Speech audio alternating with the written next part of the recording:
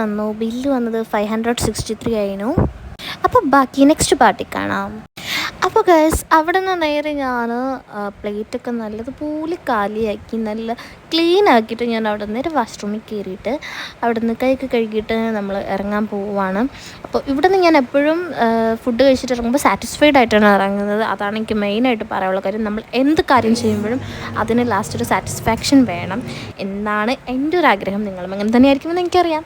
അപ്പോൾ നമ്മളവിടെ നിന്ന് നേരെ പോയത് ഒരു എന്താ പറയുക, ഇങ്ങനെ സെയിലൊക്കെ നടക്കത്തില്ലേ, അപ്പോൾ അങ്ങനത്തെ സ്ഥലത്ത് മറൈൻ ഡ്രൈവിൻ്റെ അടുത്തായിരുന്നു. അപ്പോൾ അവിടെ നിന്നിട്ട് നമ്മളിങ്ങനത്തെ ഈ എനിക്കറിയത്തില്ല, ഇടയ്ക്കിടയ്ക്കാണ് ഈ ഒരു സംഭവം വരിക കേട്ടോ. അപ്പോൾ ഈ ഒരു സ്ഥലത്താണ് ഇപ്പോൾ കുറേ സംഭവങ്ങൾ കിട്ടും. ചിലപ്പോൾ റേറ്റ് കൂടുതലായിരിക്കും, ചിലപ്പോൾ കുറവായിരിക്കും കൂടുതൽ. പക്ഷേ എനിക്കത് ഒന്നും ഇഷ്ടപ്പെട്ടില്ല. ക്വാളിറ്റി കുറവായത് കാരണം ഞാൻ ഒന്നും വാങ്ങിയിട്ടില്ല. അവിടെ നിന്ന് ഇയറിങ്സ് ഒക്കെ അടിപൊളിയായിരുന്നു, പക്ഷെ ഞാൻ വാങ്ങിയിട്ടില്ല കേട്ടോ.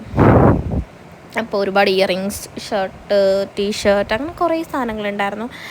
അപ്പോൾ അവിടെ നിന്ന് നേരെ ഞാൻ പോയത്, നമ്മൾ വെറുതെ ഇരിക്കുമ്പം എനിക്കറിയില്ല, എൻ്റെ ഒരു ക്യാരക്ടറാണ് നമ്മളിതുപോലെ ട്രാവൽ ചെയ്യാൻ കൂടുതൽ.